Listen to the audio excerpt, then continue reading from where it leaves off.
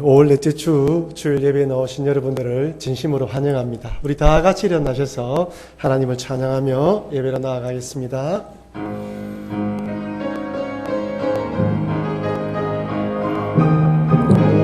고개 들어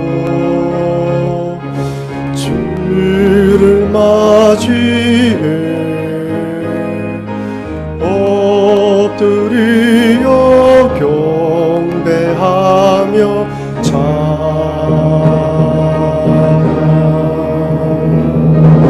왕의 위엄을 신령과 진정한 찬양으로 영광 돌려 만왕의 왕께 찬양으로 영광 돌려 만왕의 왕께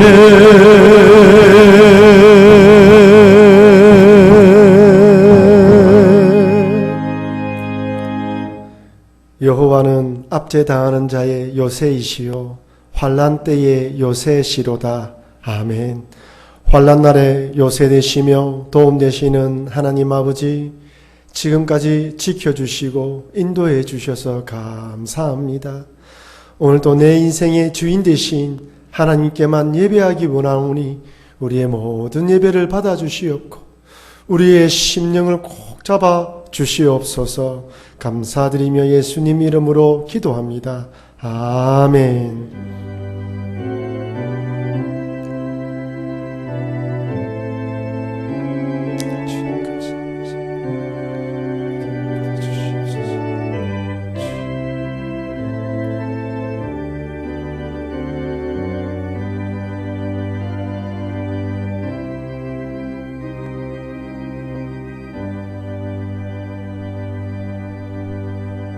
아멘. 다 같이 찬송가 14장 찬양하겠습니다.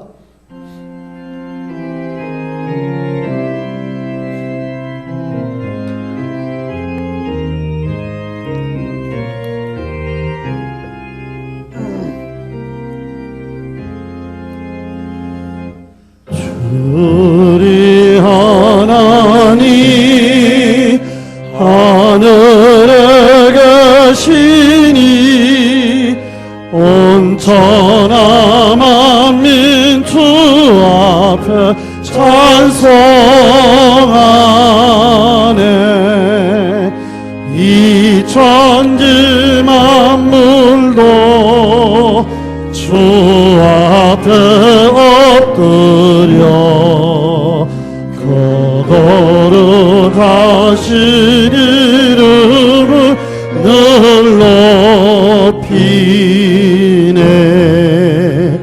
주 나가신 것 끝까지 지키니 저 하늘나라 향하여 곧 가리라.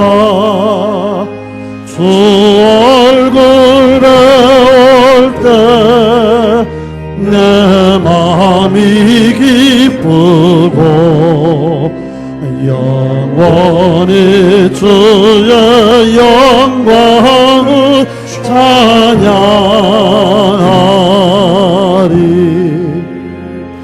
왕의 왕 되신 주 하늘에 계시니 이 세상 죄악 이기신 구주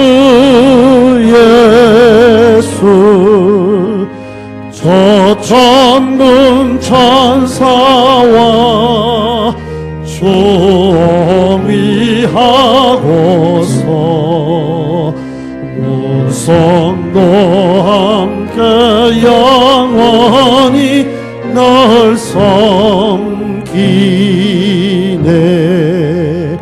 성삼위일체께 승리한 무리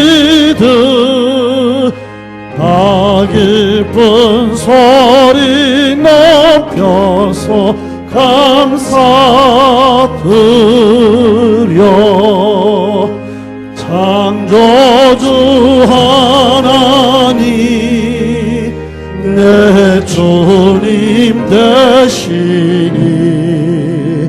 주 앞에 나도 엎드려 경배하네.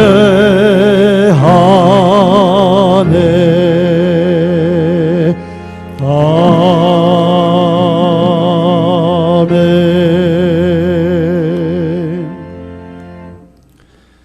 나는 전능하신 아버지 하나님 천지의 창조주를 믿습니다. 나는 그의 유일하신 아들 우리 주 예수 그리스도를 믿습니다. 그는 성령으로 잉태되어 동정녀 마리아에게서 나시고 본디오 빌라도에게 고난을 받아 십자가에 못 박혀 죽으시고 장사된 지 사흘 만에 죽은 자 가운데서 다시 살아나셨으며 하늘에 오르시어 전능하신 아버지 하나님 우편에 앉아 계시다가 거기로부터 살아있는 자와 죽은 자를 심판하러 오십니다.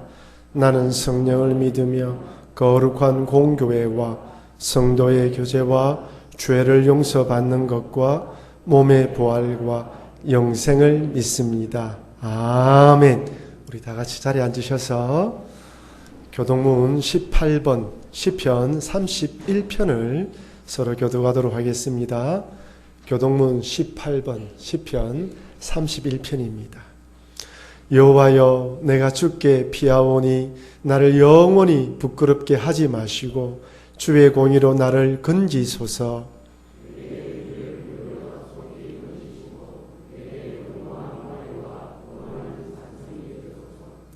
주는 나의 반석과 산성이시니 그러므로 주의 이름을 생각하셔서 나를 인도하시고 지도하소서.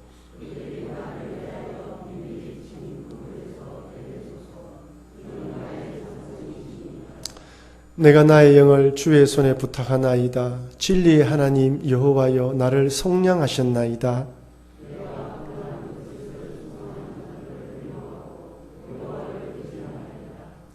내가 주의 인자하심을 기뻐하며 즐거워할 것은 주께서 나의 고난을 보시고 환난 중에 있는 내 영혼을 아셨으며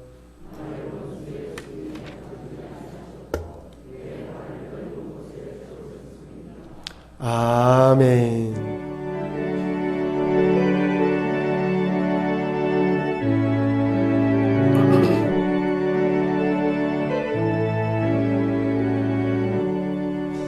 그 크신 하나님의 사랑 말로다 영영 못하네. 저 높고 높은 별을 넘어 이 낮고 낮은 땅 위에 죄범한 영혼 구하려 그 아들 보내사 화목제물 삼으시고 죄 용서하셨네. 하나님 크신 사랑은 측량다 못하네. 영원히 변치 않는 사랑 성도여 찬양하세. 괴로운 시절 지나가고 땅 위에 영화세할 때 주 믿지 않던 영혼들은 큰 소리 외쳐우로. 아멘. 주 믿는 성도들에게 큰 사랑 베푸사 우리의 제사 했으니 그 은혜 있을까. 하나님 크신 사랑은 측량다 못하네. 영원히 변치 않는 영원히 변치 않는 사랑 성도여 찬양하세.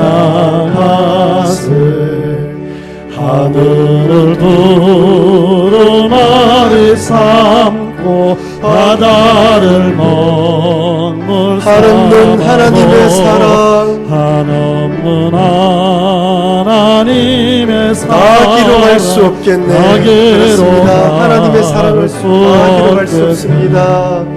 하나님의 크신 사랑 그 어찌다 저 하늘 높이 쌓아도 저 하늘 높이 쌓아도 채우지 못하리. 하나님의 사랑을 노래합시다. 찬양합시다. 하나님 크신 사랑은 측량다 못하네.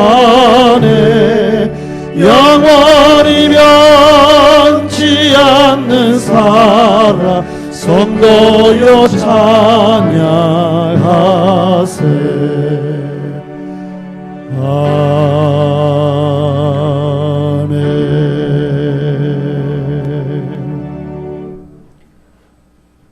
처음과 나중 되시는 전능하신 하나님 아버지, 거룩하신 아버지의 이름 앞에 엎드려 높으신 영광을 찬양하며 새 노래로 경배하게 하심을 감사합니다. 우리에게 향하신 그 크신 사랑과 은혜를 감사하며 온 마음 다해 하나님을 찬송합니다. 하나님의 영광을 다른 자에게 주지 아니하시고 하나님을 찬송하기 위해 지으신 우리에게 주신 아버지의 뜻을 알게 하셔서 영원토록 주님을 찬양하는 자리에 있게 하시옵소서. 아버지의 뜻에 순종하지 못하고 날마다 우리에게 속삭이는 달콤한 세상의 유혹에 우리의 믿음을 뒤편으로 감추어 버렸던 잘못을 용서하여 주시옵소서. 하나님을 내 삶의 주인으로 모시고 살아야 하는 줄 알면서도 우리의 행동은 내가 주인 되어 살았던 것을 고백합니다. 우리의 믿음과 영적 상태를 바라보시며 손에 다림줄을 잡고 서 계신 하나님 앞에서 애통하며 두렵고 떨리는 마음으로 회개하오니 용서하여 주시옵소서. 우리의 영혼이 물과 양식의 기갈이 아니라 말씀의 기갈에 더 민감하게 하시옵소서. 하나님의 말씀이 없는 백성은 결국 망하는 길로 가게 됨을 철저히 깨닫게 하시옵소서.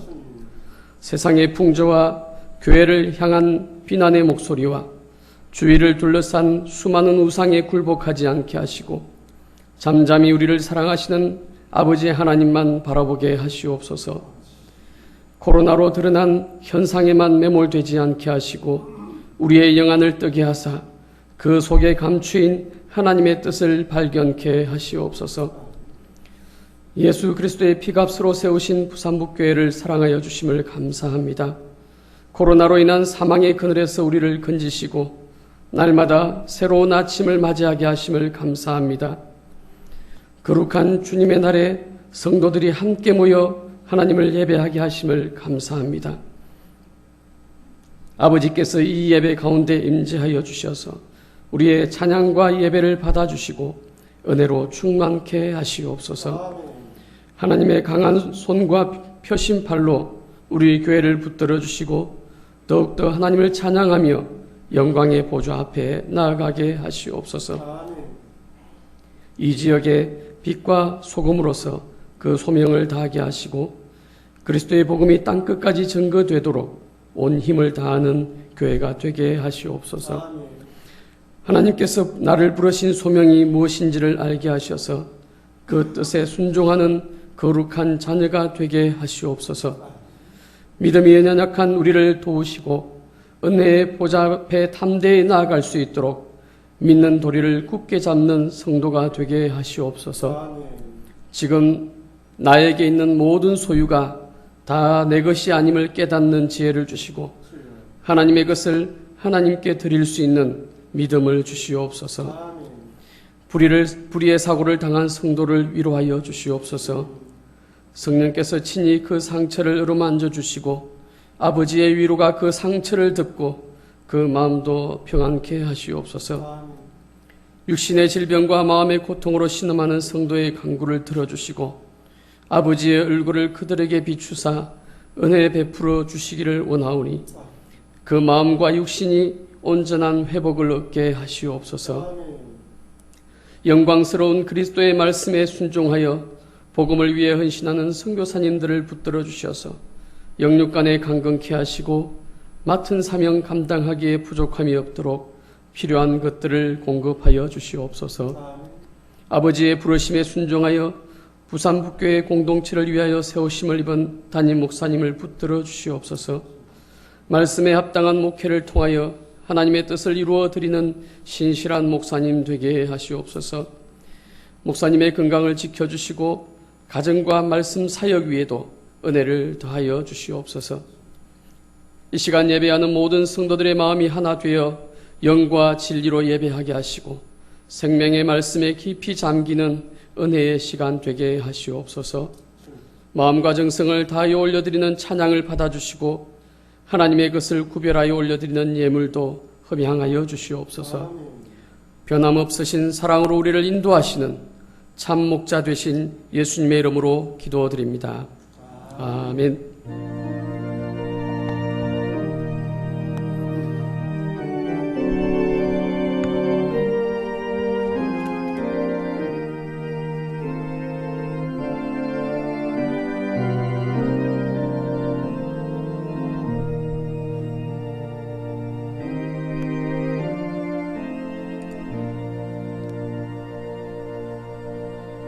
아멘.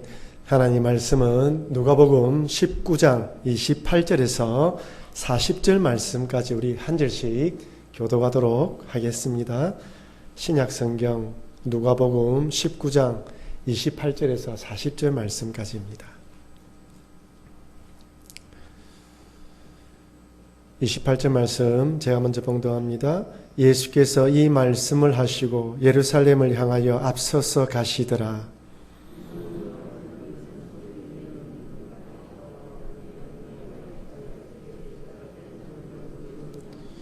이르시되 너희는 맞은편 마을로 가라. 거리로 들어가면 아직 아무도 타보지 않는 나귀 새끼가 매여 있는 것을 보리니 풀어 끌고 오라.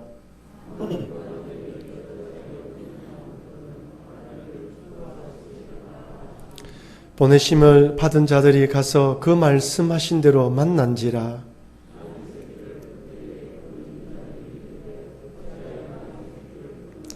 대답하되 주께서 서시겠다 하고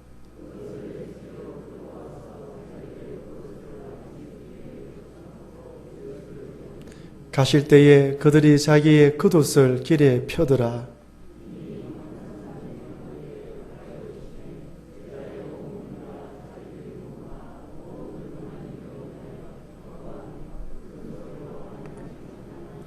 이르시되 찬송하리로다. 주의 이름으로 오시는 왕이여, 하늘에는 평화요 가장 높은 곳에는 영광이로다 하니.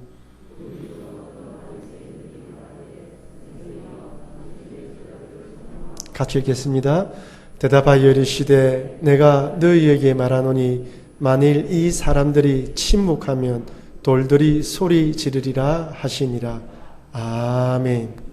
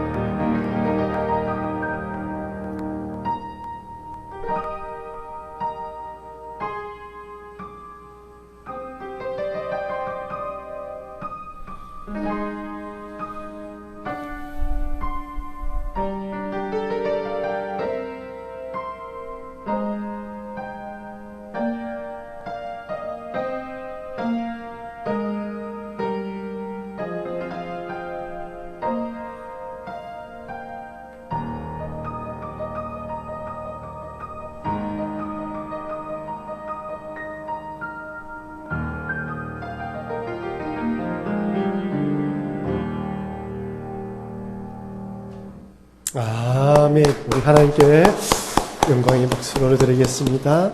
하나님 감사합니다. 참 아름다우신 하나님, 존귀하시고 왕이신 하나님, 우리가 하나님을 예배하기 원합니다.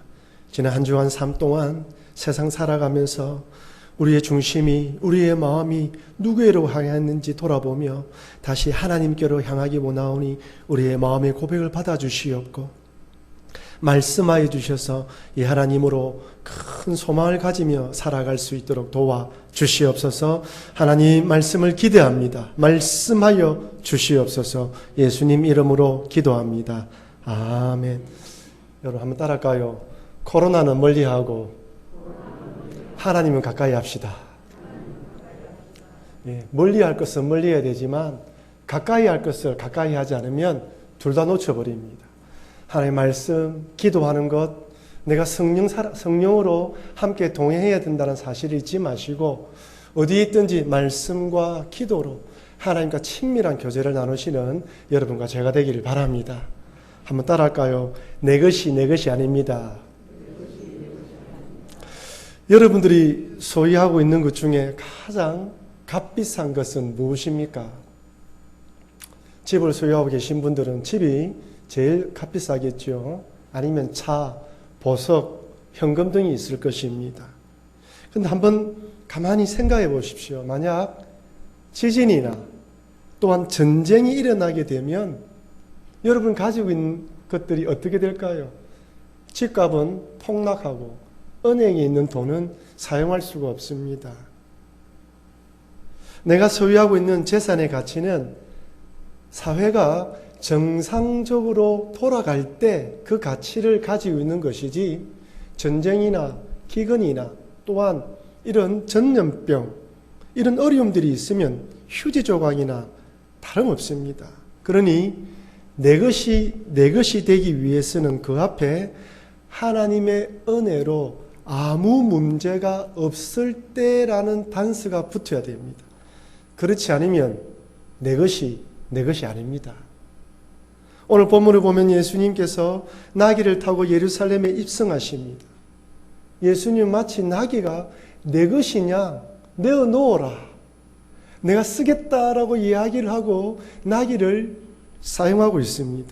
저는 오늘 본문을 통해 왜 예수님께서 말이 아니라 나귀를 타셨는지, 그리고 주께서 쓰시겠다는 말씀의 의미가 무엇인지 살펴보면서 은혜를 나누려고 합니다. 예수님께서 나귀를 타고 예루살렘에 입성하시는 날은 오늘날로 따지자면 일요일, 즉 주일입니다. 그리고 앞으로 월, 화, 수, 목, 금요일 되면 십자가에 달려 돌아가셔야 돼요. 십자가 달려 돌아가시기 전 5일 전의 사건입니다. 예수님은 이전에 6월절이 절기가 되면 예루살렘에 오셨지만 그때는 사람들 몰래 들어오시기도 하셨어요. 근데 오늘 본문을 보면 마치 전쟁에 승리한 계승 장군처럼 입성하는 것을 볼 수 있습니다. 아시다시피 로마는 전쟁에 승리한 장군에게 계승식의 이 영예를 베풀어 주었습니다. 수많은 군중들이 이 계승 장군을 보기 위해서 도로 양옆에 쭉 서서 환호성을 지릅니다. 이때 정부 요인들과 원로원들이 제일 앞서서 행진하고 나팔수가 크게 나팔을 불며 따라 들어옵니다. 그리고 점령지에서 가져온 전리품들이 뒤따라옵니다. 그리고 그 뒤에는 주피터 신에게 바칠 큰 황소 무리들이 따라오면서 그 이어서 적국의 왕이라든지 왕족이라든지 포로들이 끌려오게 되어 있어요.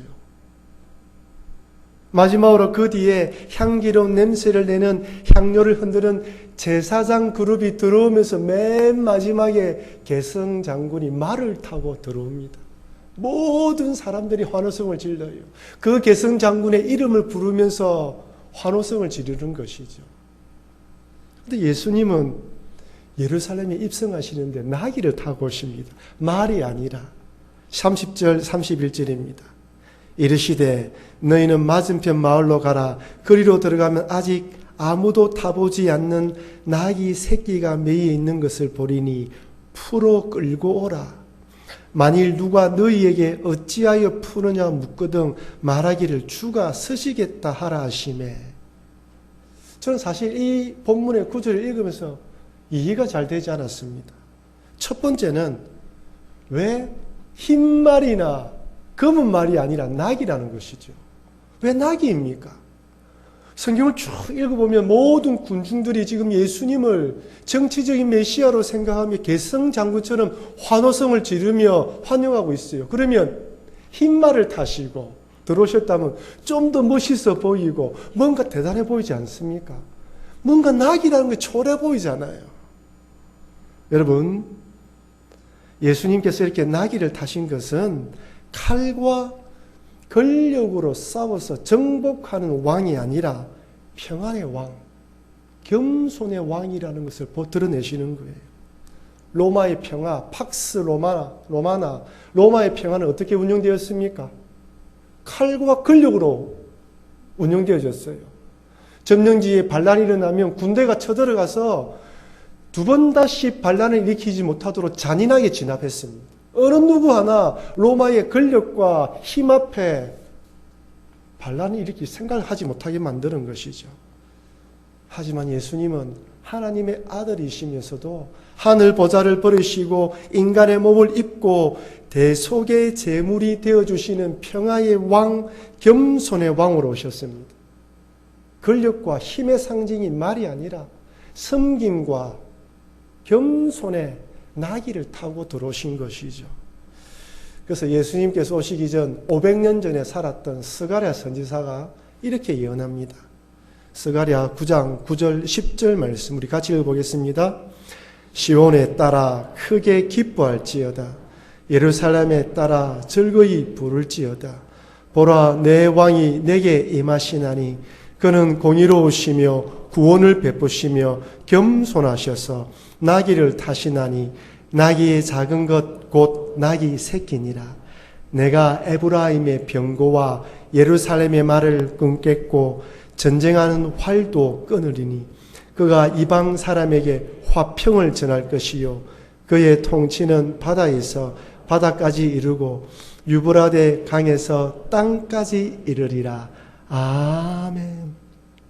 그는 공의로우시며 구원을 베푸시며 겸손하셔서 나귀를 타셔요. 화평을 전할 것입니다. 그런 왕으로 오시기 때문에 나귀를 타신다고 이야기를 하고 있어요. 그러니 권력과 힘의 상징이 아니라 겸손함으로 구원하기 위해 오셨다는 걸 상징적으로 보여주는 것입니다. 두 번째는 도대체 나귀의 주인과 예수님은 어떤 관계냐는 거예요. 도대체 어떤 사이이기에 주께서 서시겠다라는 말 한마디에 순순히 내어줄 수 있냐는 것이죠. 혹시 이 나귀 주인은 예수님을 잘 알고 있는 숨어 있는 제자였는데 미리 예수님과 짜고 예수님께서 언젠가 내가 들어오면 나귀를 쓰겠다 하면 내어놓으라 라고 입을 맞춘 것은 아닌가라고 생각해 볼 수 있습니다.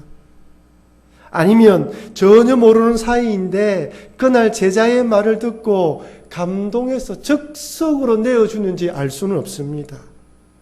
그가 예수님과 어떤 관계인지 정확하게 알 수는 없지만 예수님께서 사용하시겠다고 하면 언제든지 내어놓을 수 있는 헌신된 사람이라는 건 알 수 있어요. 예수님의 숨어있던 제자로서 예수님께서 원하시면 언제든지 내어놓을 수 있는 그런 헌신되었던 사람이라는 것입니다. 여러분, 성경에는 곳곳에 이런 사람들이 많이 기록되어 있어요. 누가복음 8장 3절입니다. 헤롯의 청지기 구사의 아내 요한나와 수산나와 다른 여러 여자와 함께하여 자기들의 소유로 그들을 섬기더라. 여기 그들은 예수님과 제자를 말합니다. 예수님을 따랐던 무리들은 제자만 아니라 이런 여인들이 자신의 재산을 팔아서 예수님을 따라다니면서 예수님이 사역할 수 있도록 섬긴 거예요. 열왕기상 17장에 보면 우리가 잘 알고 있는 사렙밭 가부에 대한 이야기가 나옵니다. 엘리야가 북이스라엘에 가뭄이 들 것이다 라고 예언을 하고 난 뒤에 가뭄이 들자 하나님께서는 엘리야를 그릿 시냇가에서 시냇물을 먹고 목을 축이고 까마귀를 통하여 떡과 먹을 것을 공개하게 만들어서 살아가게 만들어요.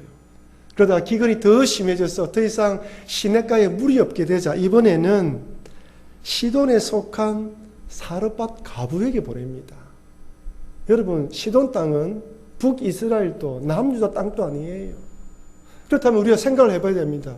왜, 첫 번째로 왜 남유다도 북이스라엘 유대민족도 아닌 이방인 연예인에게 보냈냐는 거예요. 두 번째는 지독하게 가난합니다. 없는 사람이에요. 통에 가루 한 움큼과 병에 기름 조금 남은 것으로 음식을 만들어 먹고 죽으려고 하는 여인입니다. 도저히 엘리야를 공개할 여력이 없는 것이죠. 차라리 능력 있고 감당할 만한 부자에게 보냈다면 충분히 이해할 수 있습니다. 근데 찢어질 만큼 가난한 이 과부에게 하나님 보낸 이유가 무엇일까요? 상식적으로 이해가 되지 않습니다. 여러분, 왜 그랬을까요?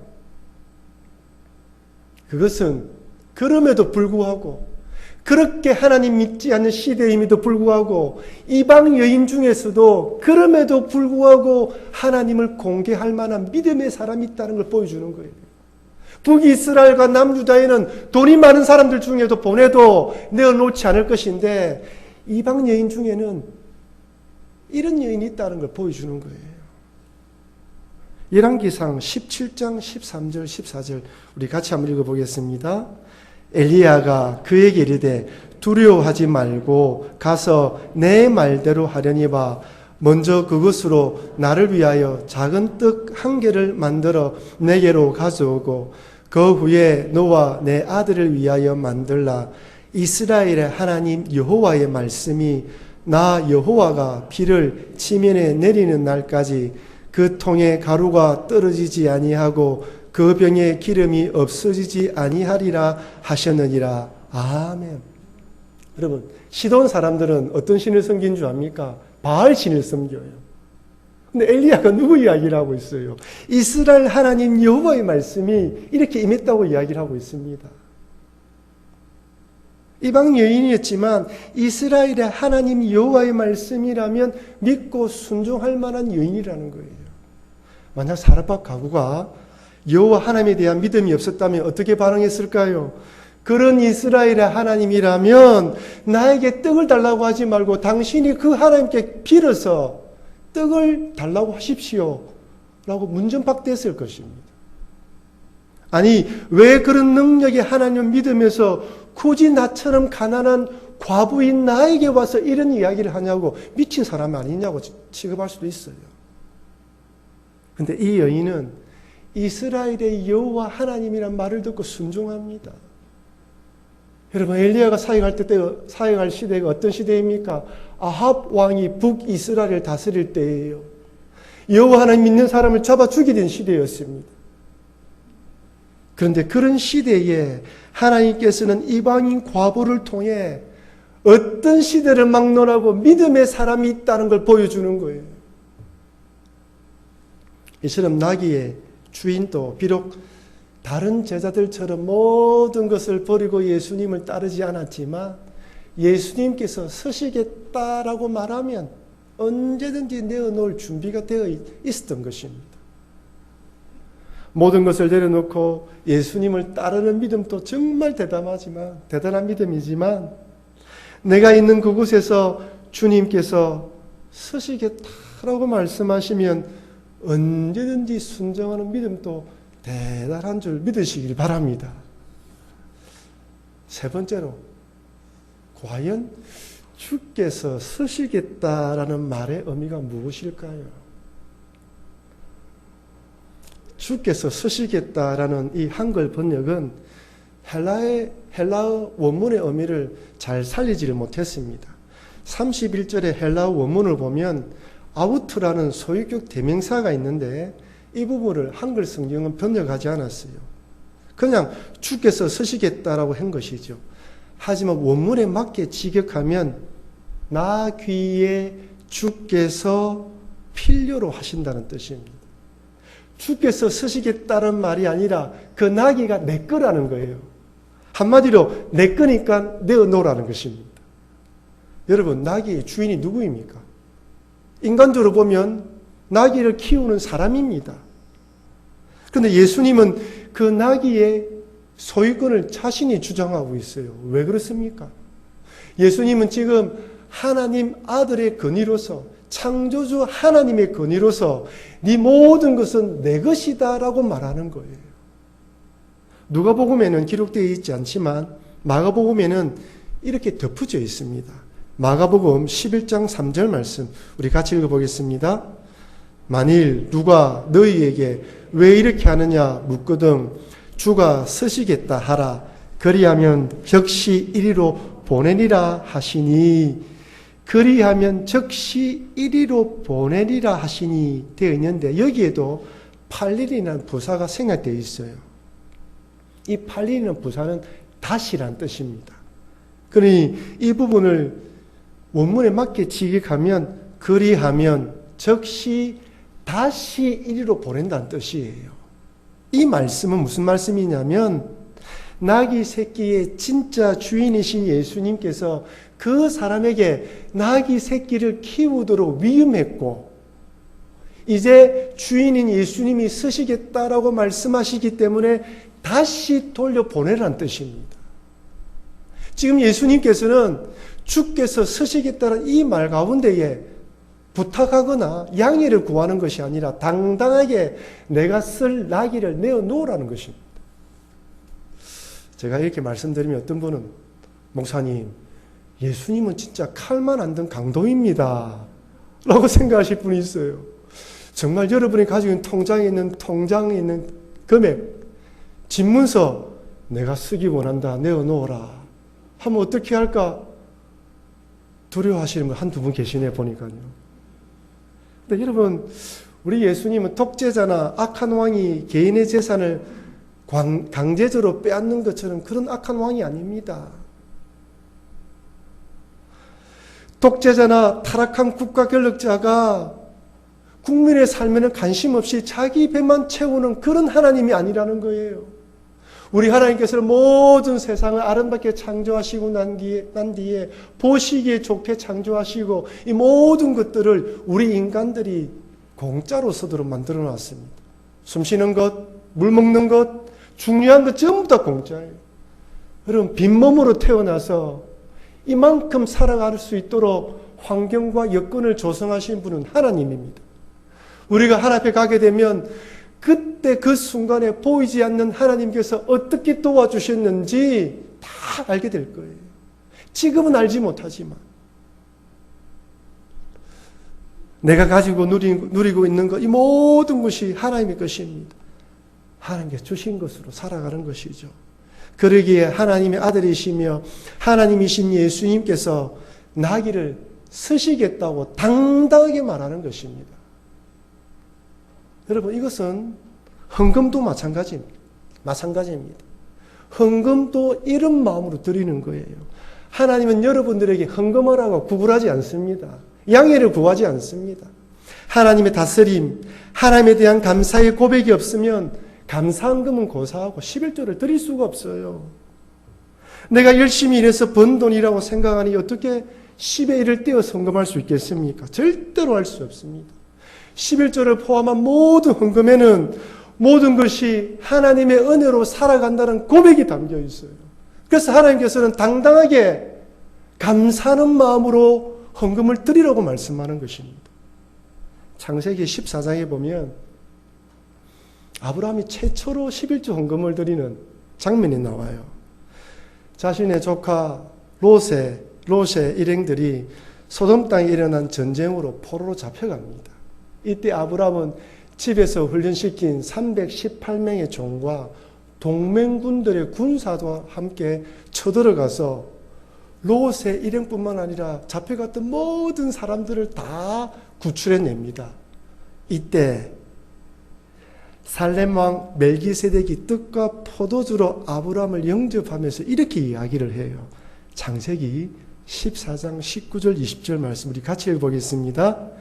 그가 아브라함에게 축복하여 이르되 천지의 주제이시여 지극히 높으신 하나님이여 아브라함에게 복을 주옵소서.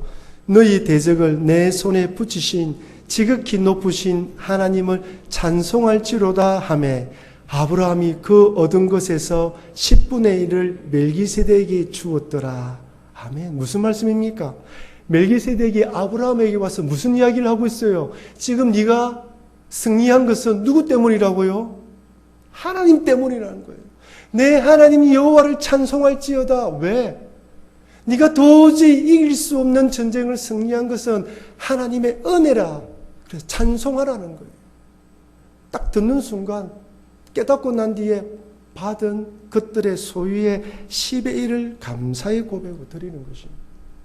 여러분, 창세기 말씀은 출애굽기 이전에 지은 이야기입니다. 율법 이전에 감사의 고백으로 11절 드렸다는 거예요. 구약 성경의 신명기는 모세가 기록한 책으로 출애굽한 1세대 이스라엘 백성들이 광야에서 다 죽고 난 뒤에 2세대 이스라엘 백성들이 가나안 땅 입성을 앞두고 있을 때 모세가 한 설교 내용입니다. 그때 모세가 2세대 이스라엘 백성들이 강조하는 것이 무엇이냐면 너희들이 어떻게 살아왔냐는 거예요. 신명기 29장 5절입니다. 주께서 40년 동안 너희를 광야에서 인도하게 하셨거니와 너희의 몸의 옷이 낡아지지 아니하였고 너희 발의 신이 헤어지지 아니하였으며. 여기 40년이라는 숫자 속에 여러분의 인생을 합리해 보십시오.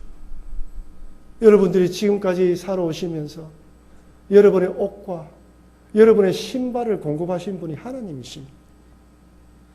낮에는 구름 기둥으로 밤에는 불 기둥으로 인도하시고 매일 새벽마다 하늘에서 만나로 먹여주시고 반석에서 물을 내어 마시게 하셨습니다.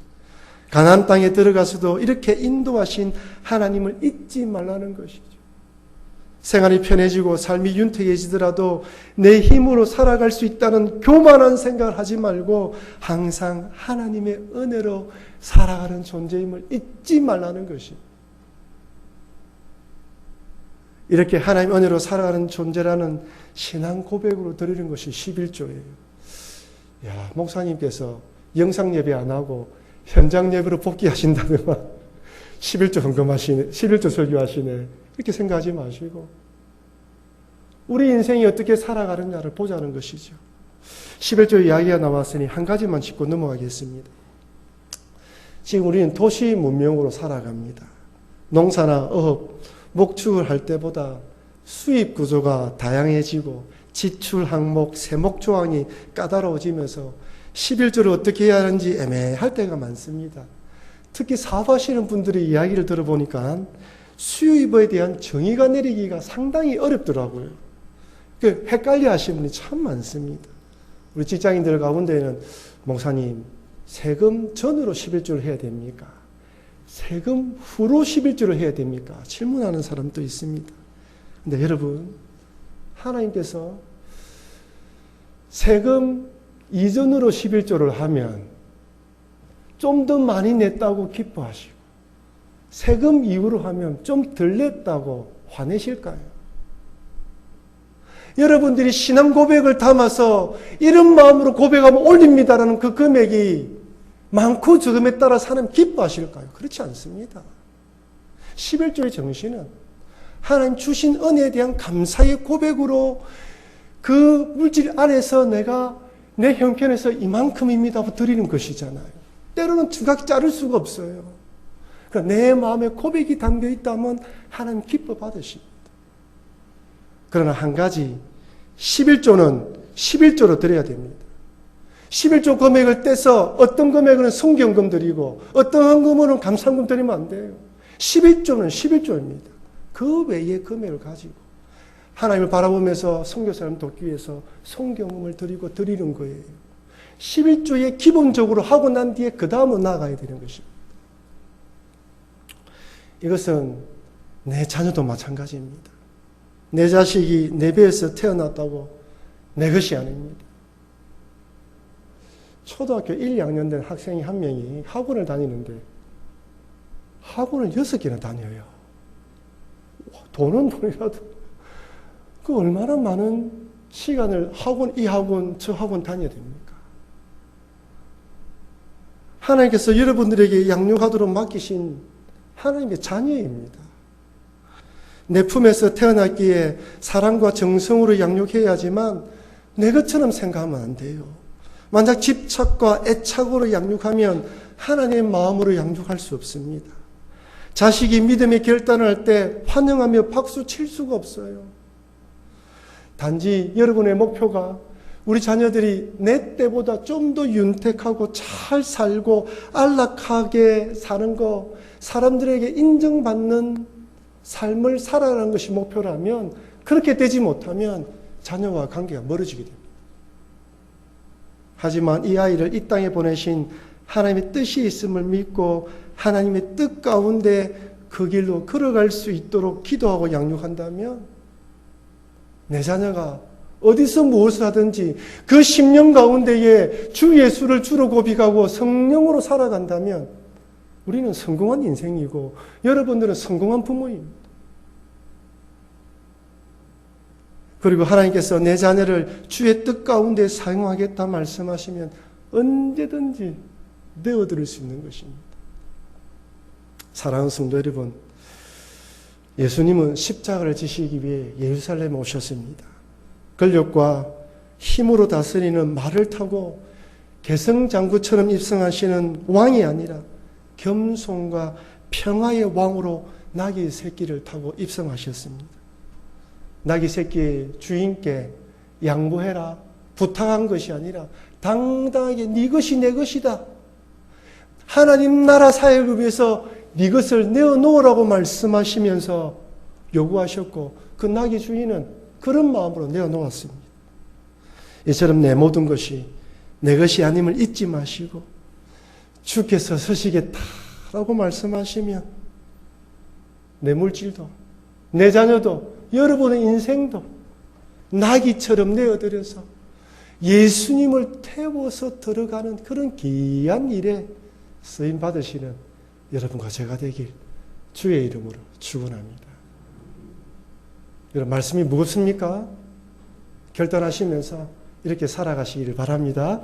우리 다 같이 받은 말씀을 기억하며 한번 통성으로 기도하기 원합니다. 하나님, 내 것이 아니라 하나님의 것임을 고백하며 청지기 정신으로 내 물질을 관리하고 내 자녀를 양육하겠습니다.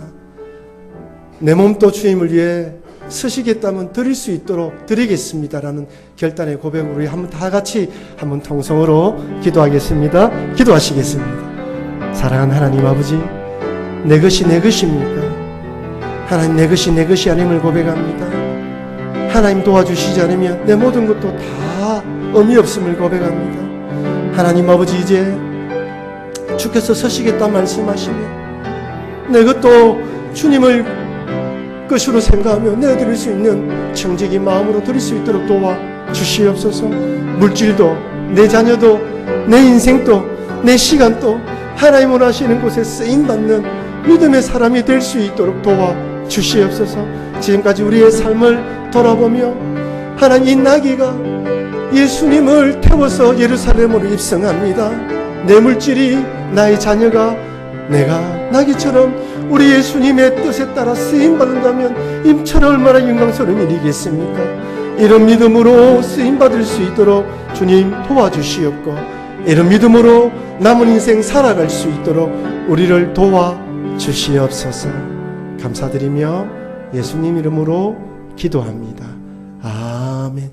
우리 다 같이 찬송가 50장 찬양하시면서 준비하신 예물을 봉헌하도록 하겠습니다.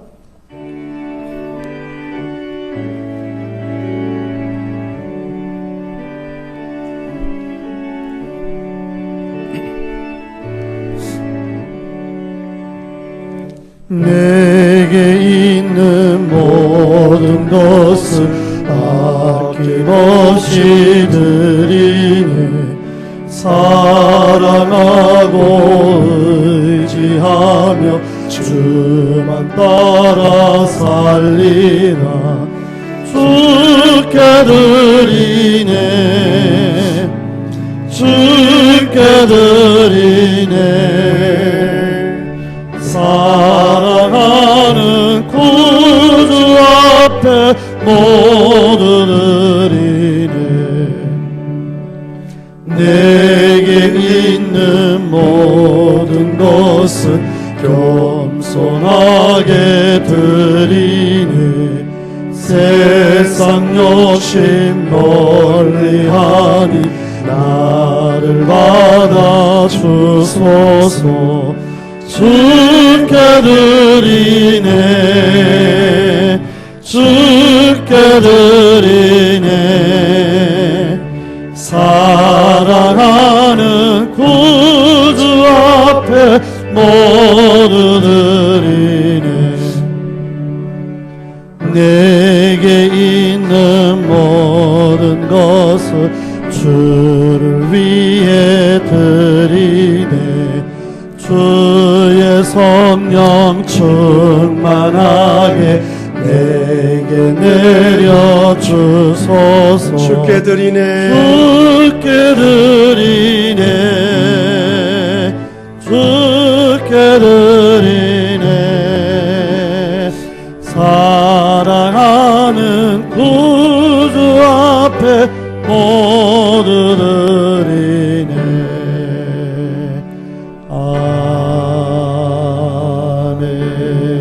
아멘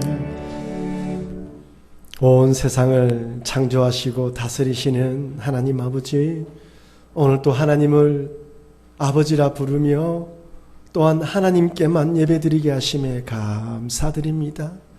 많고 많은 사람들 중에 우리들을 불러주시고 구원해 주셨고 하나님을 아버지라 부르며 기도하게 하셨지만 이 땅에 살아가면서 믿음으로 살아가지 못한 모든 것을 회개하오니 용서하여 주시옵소서. 천국에 대한 소망, 하나님에 대한 믿음으로 살아가야 하지만 그저 이 땅이 전부라고 생각하며 살아봤던 우리들의 시선을 이제 하나님께로 돌리게 하여 주시옵소서. 오늘 말씀처럼 내 것이 아니라 하나님의 것임을 잊지 않고 하나님께서 쓰시겠다고 하시면 언제든지 내어놓을 수 있는 우리가 될 수 있도록 도와 주시옵소서. 코로나19로 인해서 많은 것을 배우고 있습니다.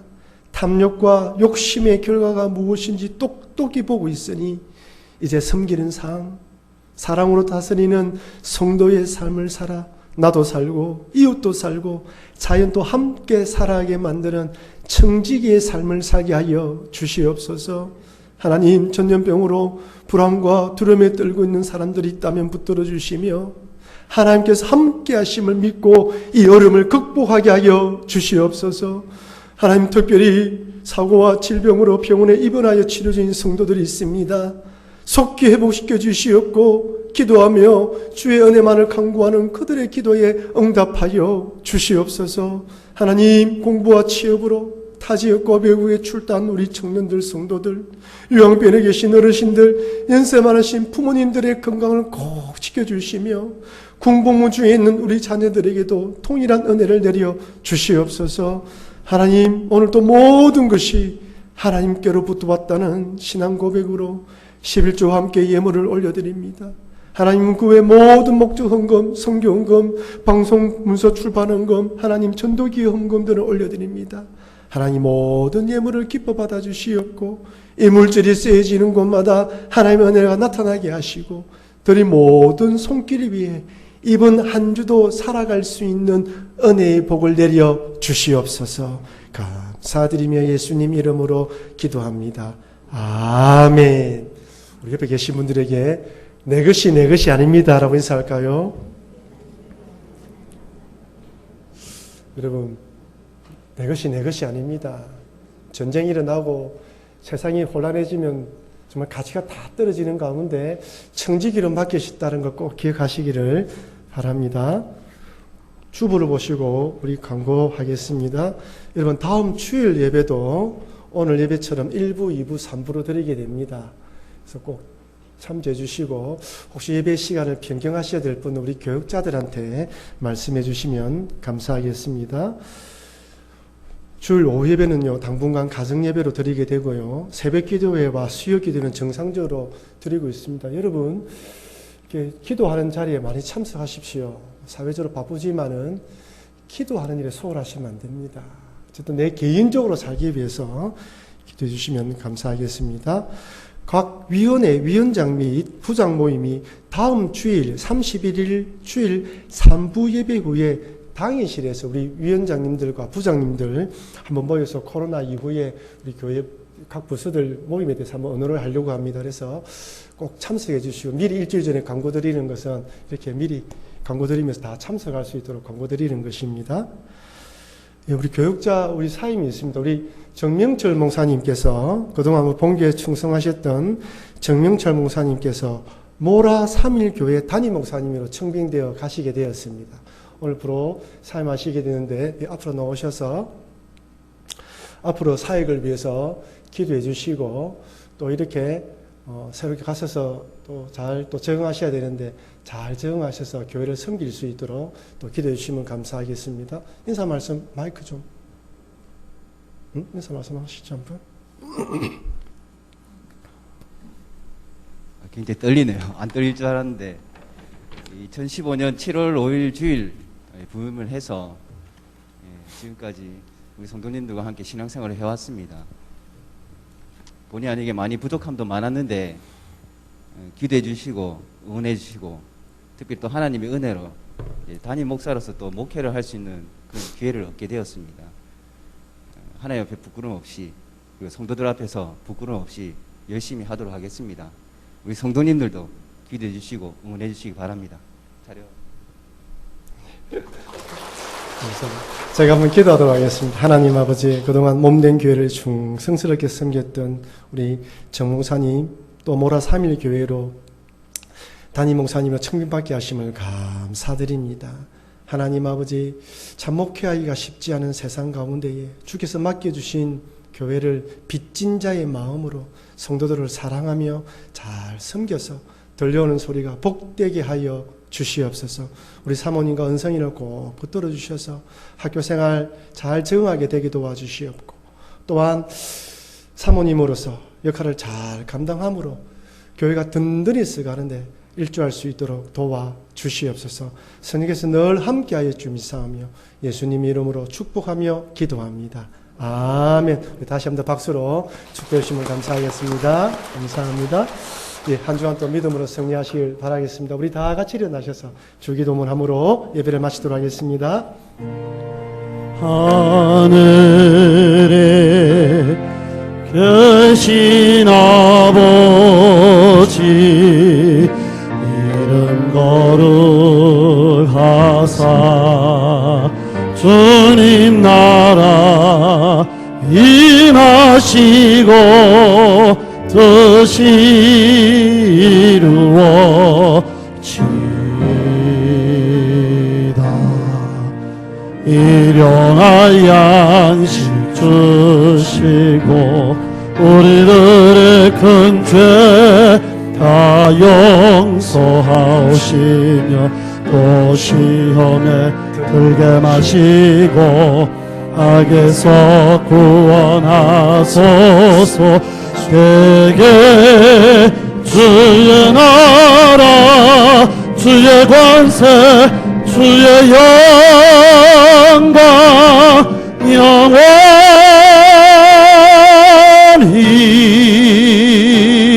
아멘.